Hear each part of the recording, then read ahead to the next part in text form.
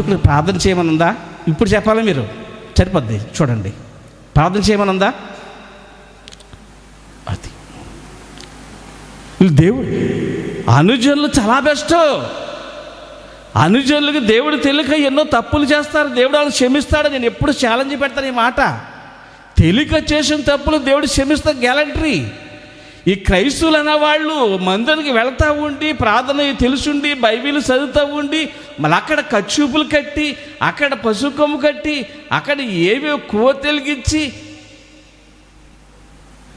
ఎక్కడ మార్పు ఉంది వీళ్ళకి?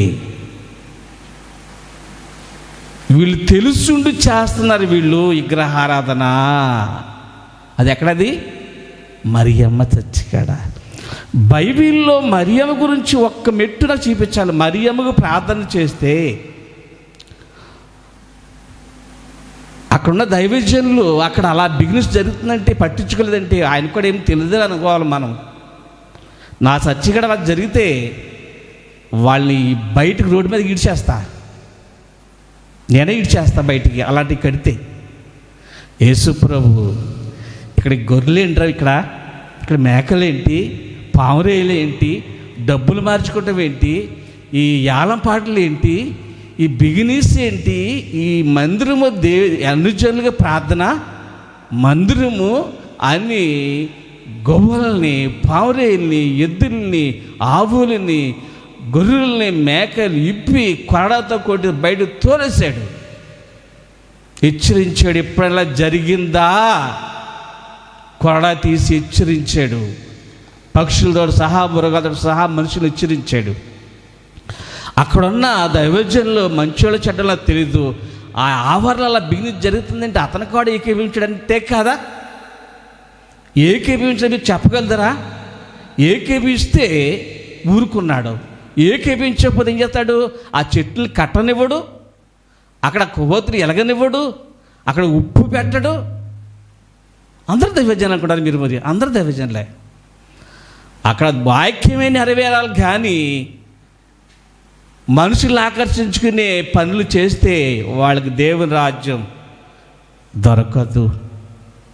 అటువంటి చీదర పనులు, కానుకల గురించి ఏయో మొక్కులు ఇస్తారని కుదరదు. బైబిల్లోనూ యేసు ప్రభువుని కాంచి తలలు మొక్కుల గురించి లేదు. పాత నిబంధన కాలం ఉంటుంది, తలలు మొక్కులు ఇచ్చేది. కొత్త నిబంధనలు ఎక్కడ ఉండదు. ఏమివ్వాలి? మీరే చెప్తారన్నమాట, మీరే చేస్తారు.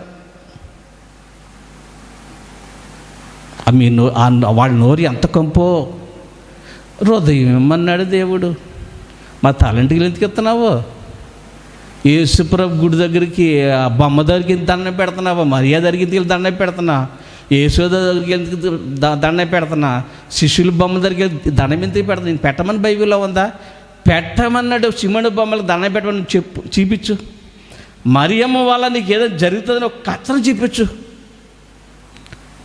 ఒక్క నిమిషంలో 2 లక్షలు ఇస్తాను నేను నీకు, 2 లక్షలు.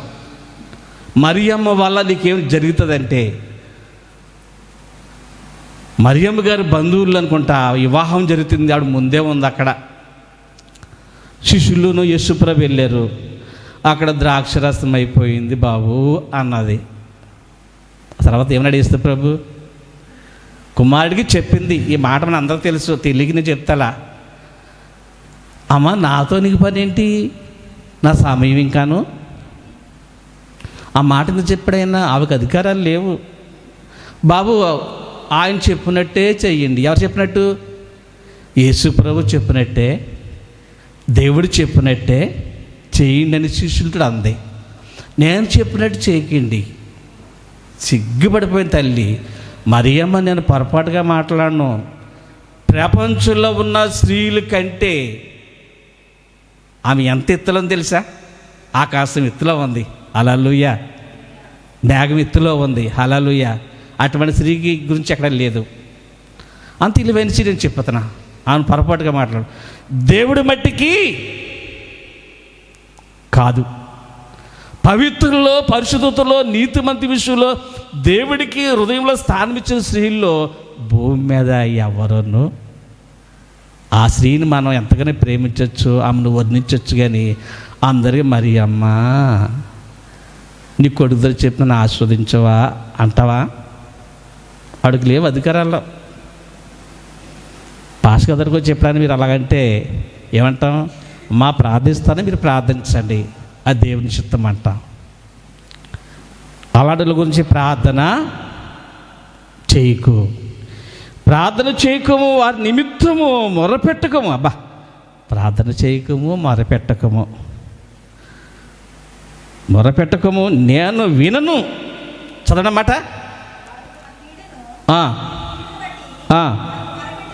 కీడుని బట్టి నాకు మొరపెట్టినప్పుడు వినను, చాలు. ఆ మాట సరిపోతాయి. నువ్వు మరియమ్మ దగ్గరికి వెళ్ళి దండం పెట్టుకుంటే, అసలే మా ఆర్షియమ్మోలు అంటేనే మరియమ్మనే పూజిస్తారు వాళ్ళు. ఎక్కడున్నాయి మార్గాలు? వారి చెవులు మూసుకుపోయినాయి, కళ్ళు మూసుకుపోయినాయి, హృదయం మూసుకుపోయింది.